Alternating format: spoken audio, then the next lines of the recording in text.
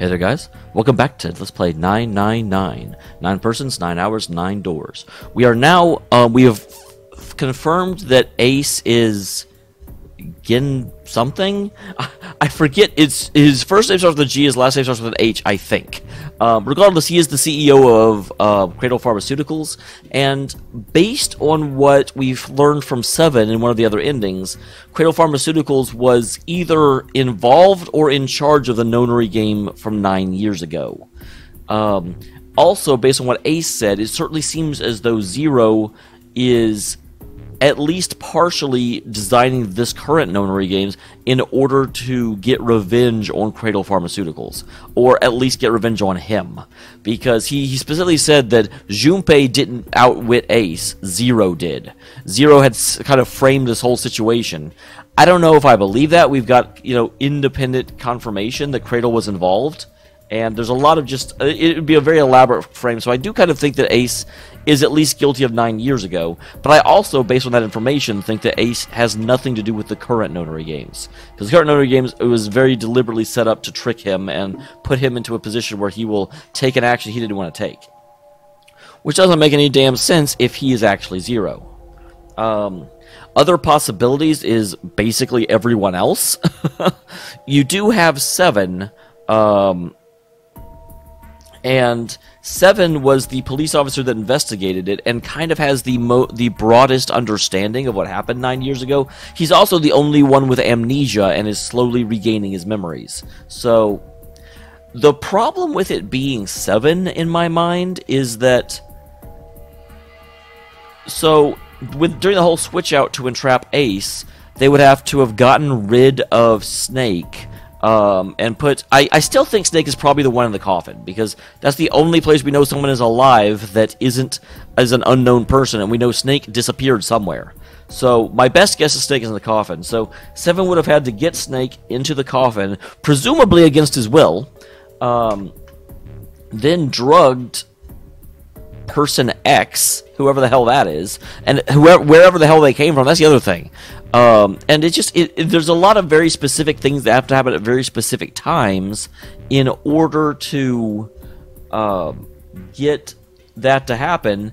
And if we do indeed believe that 7 has amnesia, he wouldn't know to do any of that stuff. So 7 does seem unlikely to be Zero to me. Lotus, similarly, I don't believe to actually be Zero, even though she has a very good cause for it. And she definitely has a good reason to want revenge on Cradle Pharmaceuticals. Based again on the conversation she had with 7, it is very strongly implied that she didn't know Cradle Pharmaceuticals was involved until she was on this ship. She learned that information from 7. Again, that could be misdirection, she could be faking it, but if I just go through the game assuming everyone is lying all the time, then it does not make sense for, I can't actually make an evaluation about anyone or anything. So, June, there's not really any reason to suspect, but then there's also no reason to clear, if that makes sense. So, June's a possibility, but she's the lowest of my possibilities, because I don't have anything that indicates her, but I also don't have anything that exonerates her. Then you have, Junpei. Junpei is just a hard no for me. They could be doing a stupid thing where it's like, and you were the villain all along, but we actually saw a scene at the beginning of the game where Junpei was abducted by Zero. So unless that scene itself was misdirection, we basically hard no Junpei is not Zero. Clover. Clover is an interesting possibility. However, again, I don't... Based on Clover's axe ending, where she just kind of goes crazy and just starts murdering everyone because her brain has gotten more or less shattered by the loss of her brother, if Clover was Zero, she would know Snake wasn't actually dead, and that ending would make no fucking sense. So, the axe ending seems to imply that Clover honestly thinks the Snake was killed, and the Snake was the one in there, which, if she were Zero, she would know that wasn't the case. Santa. Santa is, for me, similar to June in that there's nothing that specifically says Santa can't be Zero. but there's also nothing that specifically indicates that Santa is 0 for me. The only real thing that puts Santa slightly higher in the queue for me than June is that we suspect Santa was actually involved in the Notary games 9 years ago, whereas there's no real indication that June was. So, and then lastly, Snake. Snake is probably the most likely candidate, because if Snake were 0, he could very easily get Person X from wherever the hell Person X was, drug him, put him in a position where Ace will find him. But the only weirdly weird thing to me is that, assuming I'm right about the coffin, then Snake locks himself in the coffin? Like, that doesn't make any sense. But I would say my kind of list of candidates is most likely is Snake, although that seems slightly too obvious for me. Then Santa, then June, because I kind of have reasons to think everyone else definitely isn't 0, whereas those 3, there's no reason that I will clear them. Huh? One by one. Should we look at the 5 people standing in front of him? Ace. Santa. Oh, we're not going in order. Clover. June. God damn it. I was expecting Clover because she was the next one in numeric order. 7. Lotus. 0 is one of us? Interesting. He just instantly discounted Clover. No. Wait. There's one more person. Other than Clover? I mean, are you talking about Clover or Snake? Because you didn't count Clover in your 5. Snake. The man who died in the shower room isn't Snake. That means he's almost certainly still alive. Maybe Snake is 0. Maybe he made Guy X wear his clothes so that we'd all think he was dead. Yeah, that is a strong possibility. Where's Snake now? What if he's off somewhere laughing at us? If he is 0, he must have been lying to us about everything else. Is he watching us? Yeah, is he even blind? Although, again, the whole thing, the biggest reason to think that at the very least he is legitimately blind is that Clover is definitely not in on the whole 0 thing, or again, her axe ending wouldn't work. And she was very adamant about him being blind, but him being able to get around just as easily. So I do think he's at least legitimately blind.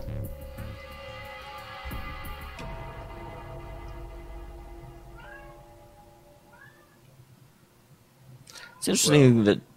I believe I've finished with my confession. Why don't we get moving? He sounded as if he just finished doing nothing more exciting than describing the weather. For Santa, it was the last straw. What the hell is this shit? You aren't going anywhere, you son of a bitch! We're gonna leave your ass here to rot! Why? Because I killed Clover? God... I'm an idiot. Yes, of course. We didn't count Clover because Clover was dead because he stabbed her in the freaking first-class cabin. Because we started the episode with the recollection of Clover talking, and because we've done so many damn time skips in this scenario, I just was like, oh yeah, Clover's still here because she's talking, derp. That's ridiculous. Why are you so upset that I killed the little bitch? Damn, Ace. She was nothing to you. A stranger you only met a few hours ago. Am I wrong? You bastard! You can't just casually tell people that you don't care if you kill them. 7 roared and lifted a fist like it would have shattered Ace's jaw. But someone else was faster. It was Lotus. She said where Ace raised a fist of her own and drove it straight into his nose. Like, okay, I kind of wish you had stayed still, Lotus. I would have preferred that 7 punch him, because then he wouldn't be a problem anymore, because his freaking head would be in a concussion. He'd be, like, lying on the hospital bed for real this time. Blindsiding me with a punch, huh? You've got some fire, don't you? I confess, I rather like a tough woman. It is interesting how there's, like, slight sexual tension between Ace and Lotus, because in again, the axe ending, you know, Ace kind of like, oh, I want to go, will you go somewhere with me? And she's like, oh, well, I've got kids, is that a problem? He sniffed and watched a small trickle of blood from his nose with a raised eyebrow. Well, maybe you'd like another one then. Before that, let me give you one of my own. Huh? Well, scarcely had time to blink. Ace snaked his arm around her and pulled Lotus's back up against him. In the same motion, he reached into his coat pocket. God damn it, I freaking knew this being like, oh, we should leave the gun here. I knew that would come into play. That's in, there's a thing called Chekhov's gun in Play, which basically is the rule that if a gun shows up in the story and isn't used, it will show back up later. The revolver. Slowly, you tilt to point at Lotus's head. If any of you so much as blink, I won't hesitate to pull this trigger. I've already killed 3 people. Don't think I'm not ready to make it 4. 3? Is he taking credit for the 9th man? Hold on. Because Snake isn't dead.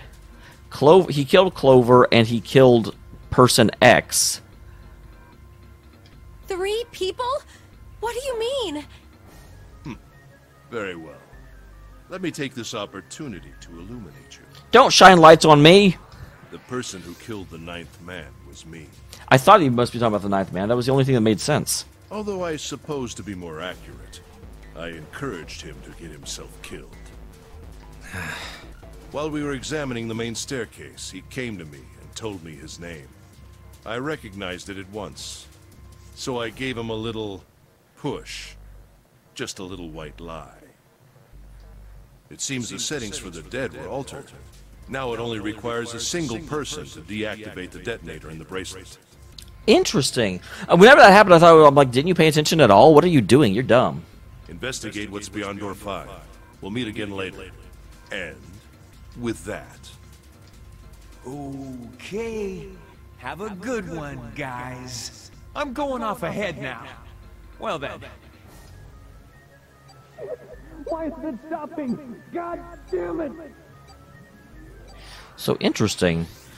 Who is the 9th man, then, that he would, A, trust what Ace had to say, and B, you know, considering he was so unwilling to share any information about him, he's like, well, it's obvious I'm not, just call me the 9th man. Why would he tell Ace's name?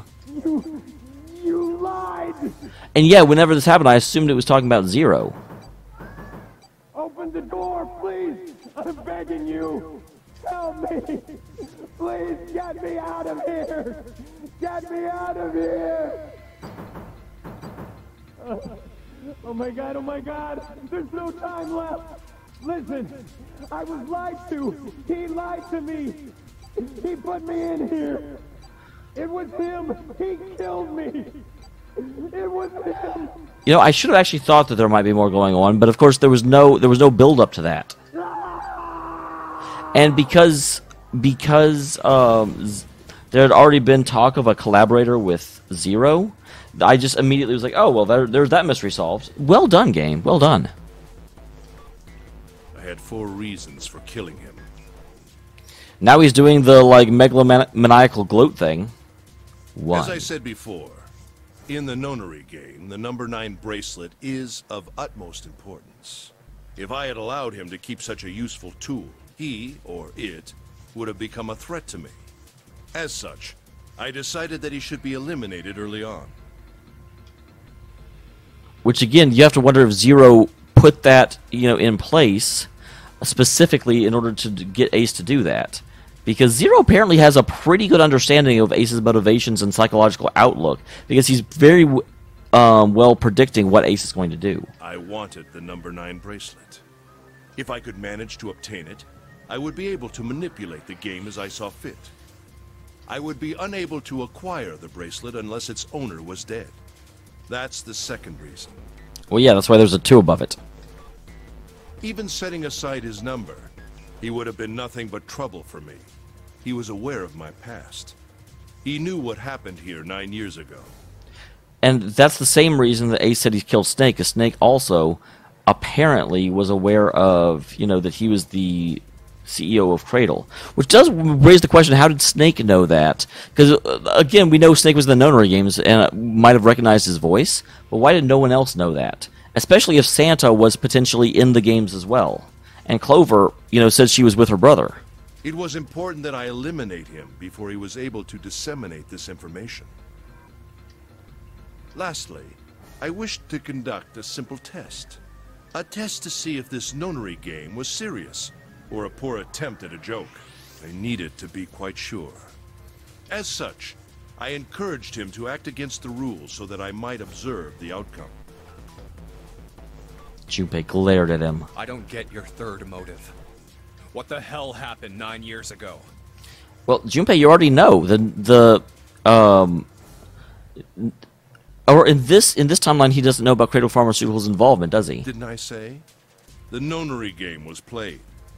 I planned it out, and I conducted its execution. Why? What on earth was it supposed to do? Yeah, that is the big question. I don't know. We know that the initial nonary game had to do with, doing things to children, but I don't know what the end result was. Based on everything else that we have run into in the game, in this game, it seems to have something to do with shared memories and such. I don't really think I have any obligation to tell you that. No, dude, tell me. He smirked. He was trying to provoke them, and it was working. Although Ace had paid very little attention to Lotus after catching her, the gun had never wavered from her temple. She looked quite pale, and she spoke. Her voice shook. Hey, what's with this gun? Where did he get this? Why don't you tell her, Santa? Santa ground his teeth and glared at Other Ace. side of door 6, we found the gun in the coffin in the cargo room, right? Why are you asking us? Bastard must have grabbed it when we weren't looking. Indeed, I did. That was a pretty serious mistake, I did wonder. I mean, it made sense but I would have done something with it and made it so that it could not be accessed. Not just leave it in the coffin and hope no one grabs it. Although it is interesting now that I think about it, because there was also a coffin in the temple. Just saying you intended to leave it behind. Ace laughed, a short, derisive snort, and gave Junpei a sickening, pitying look. Well, there isn't much time left. I'll be off then. Well, where are you going? Do I really need to explain? I had assumed it would be obvious. I have the number 9 bracelet, and now I have Lotus. So yeah, he can now go through door 9. Wasn't there a door with a 9 on it in the room that looked like a church? That's where you're going, isn't it? Yeah, there's 2 of them, actually. How do you know that? Santa told me about it while we were looking for Clover. I see. Well, you are correct. That is my destination. But now I must say goodbye to all of you. Ah, and please, don't forget my warning. Move and I'll pull the trigger. I don't need her alive to open the door, As he spoke, Ace began backing towards the door, practically dragging Lotus behind him. Shit! He's getting away! Well, that's that's something he'll do, yeah. We can't risk it. Junpei, Santa, June, and Seven stood, frozen. Ace had the face of a man gone mad. They had no doubt he would pull the trigger. Ace had reached the exit. Now, Lotus, open the door for me if you would. He forced Lotus to open it, and then he turned to address them once more. Goodbye. He stepped through the door.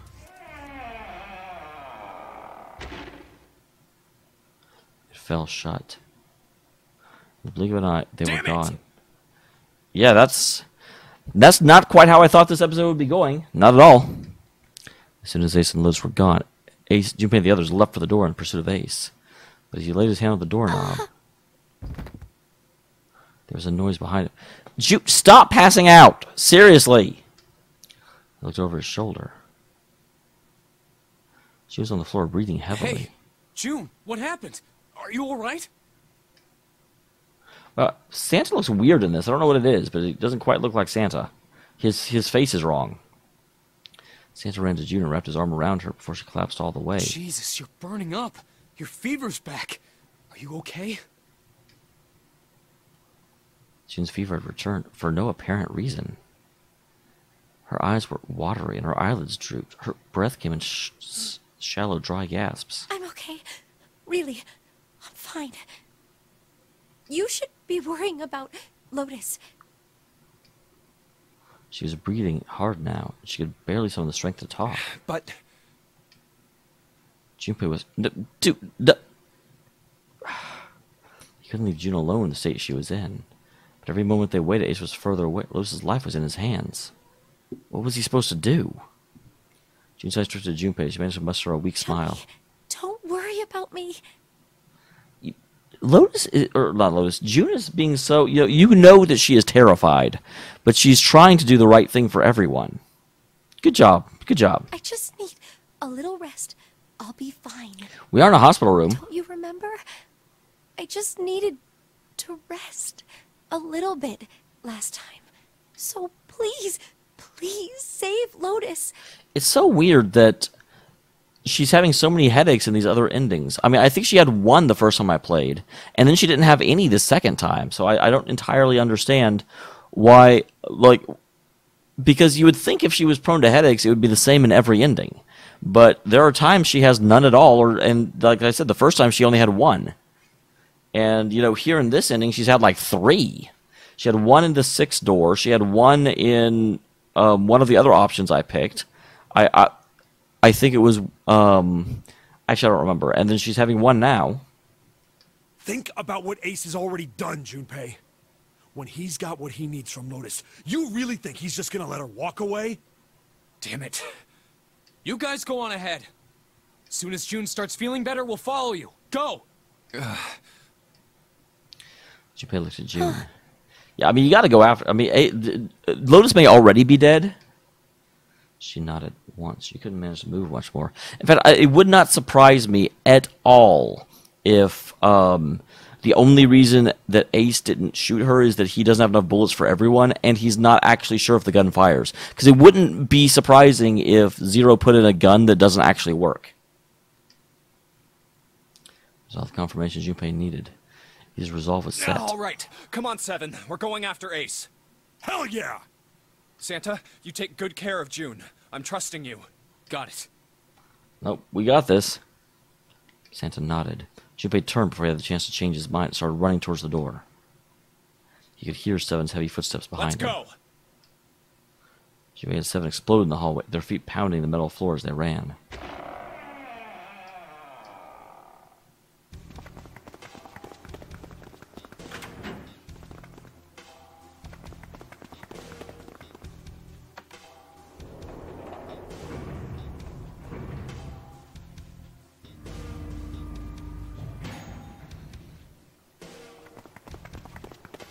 I do like a little pitter pat, although it's funny, you can't imagine Seven pitter patting like that.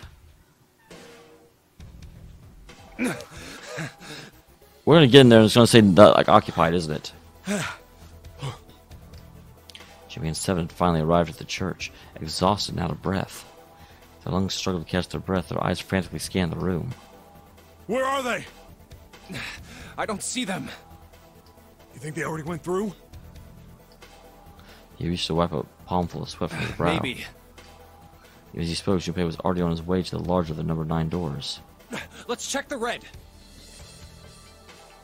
Play panel read vacant. He spun around and headed towards the smaller door.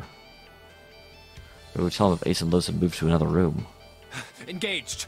It's occupied. That means Ace and Lotus went through here. Yeah, it seems like it. Junpei and Seven stepped away from the door. They retreated to the center of the room and began to talk. What do we do now? Yeah, the two of you can't get through, because 7 plus 5 is 14. Yeah, what should we do?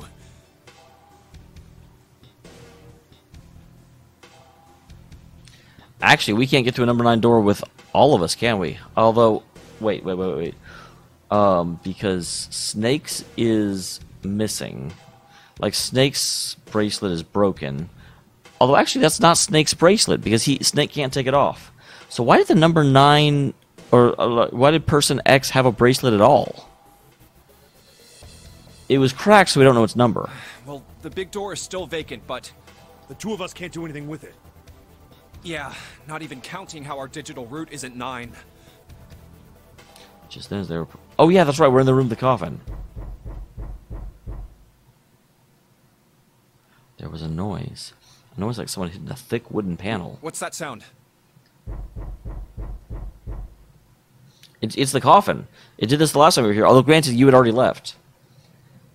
His eyes jumping around the room, looking for the source of the sound. I don't know why they're doing this like slow reveal when they already showed us what it is. Coming from over there. It wasn't long before they found the altar. Or more precisely, what was on it. The coffin. Yeah. Let's open it. How? By force. I don't think that's gonna happen. Well, you never know till you try, right? The only necessity for success is the willingness to suffer 1,000 failures. I mean, that's interesting. Do we know the code? Is it the same code that we used to get the clue? Who said that? I forget. I'm pretty sure that was Sun Tzu. Anyway, we've got to try. Chippy and Seven leapt to the coffin. They grabbed hold of what purchase they could find, and they pulled.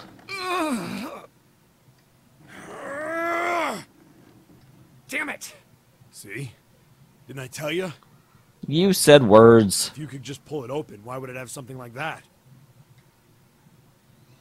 So I pointed the keypad on the side of the Right. coffin. So unless I put in the right passcode, it's not gonna open. The noise hadn't stopped. In fact, as it continued, it had only gotten louder and more forceful. What were they supposed to do? Was there some sort of clue somewhere?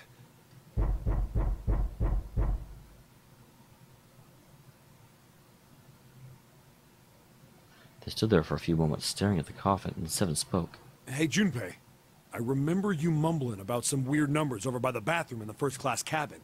You got those numbers by solving the secret message Clover was holding, right?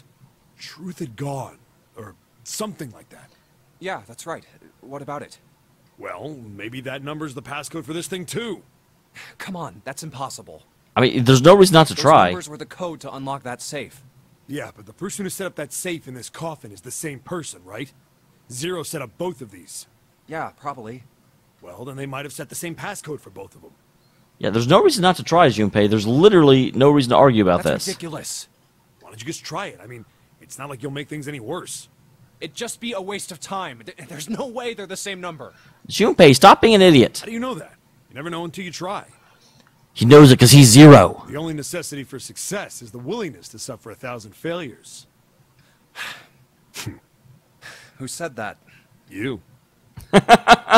Good job, Seven. Good game. Fine. He knelt down in front of the keypad and looked at it. Perhaps because he'd repeated them so many times before the numbers came easily to Junpei's mind. 438 3421. Quickly he typed them in.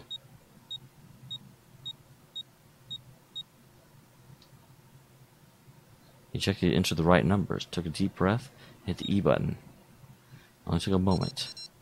What? You gotta be kidding me. And there was a click. Is it Snake? Then the coffin slid off onto the floor. Someone sat up from inside. Snake! Yep. You? Why? Ah, those voices. Junpei and Seven, unless I'm mistaken. Where are the others? Are they elsewhere? Oh no, they're all here. You just can't hear them because they're ghosts. Of course, there was no reason Snake would have known anything about where anyone else would be. Chippy and Seven looked at each other. There was a great deal he needed to know, but they had to tell him something, so they began to talk. Snake explained to them how he came to be locked. Apparently, he was hit by some sort of knockout gas. Chippy and Seven explained what had happened to the rest of them. So this actually makes me, the fact that Zero required, or the fact that Snake required someone to let him out of the coffin, definitely makes me think he's not Zero. The coffin was kind of a like sticking point for me before, but it was assumption on my part, so I still had him as the most likely Zero. But now that we see this, and we see that he legitimately could not get out. Also, if we assume that Zero is perfectly predicting Ace's movements, that would mean Snake should have predicted that Clover would get killed. And like maybe their relationship is as close as I think it is, but that doesn't seem like something Snake would do. I see. I believe I got the gist of everything. Have I been sufficiently caught up? I was like, he's calm enough, I bet they didn't tell him about Clover. There's one thing that neither Seven nor Juma could bring themselves to say. That Ace had killed Clover. They feared if Snake knew, he might well go insane. Yeah. They decided as much by the look of the moment the Snake had climbed out of the coffin. But that still doesn't explain why you were trapped in here. We've still got no clue about Zero's true identity, let alone why the hell he's doing all this. Why did he put Guy X in Snake's clothes? Is all this stuff somehow related to that nonary game that was played 9 years ago? I mean, I can almost guarantee you that's the case. Hey, Snake, do you know anything? Junpei put the question to Snake. His answer was less than illuminating. What are you talking about? I apologize, but I have no idea what you're saying. Seems as though Snake was perhaps not being entirely honest, but that knowledge did Junpei and Seven really Come good. on, just tell us if you know. I don't know what to tell you. How can I know something I don't? No matter how many times they asked, he insisted he knew nothing. It was becoming clear that Snake wouldn't give in, and every second they spent asking him was a second wasted. This is bad. We're running out of time. We need to go after Ace. However, they stood in silence, the overpowering atmosphere of the chapel almost stifling. Junpei 7 and Snake simply stood at the loss of what they should do next. Because again, it's 5 plus 7 is 14, plus 2 is 16. We would need another plus 2 to get to 18 in order to go through, or a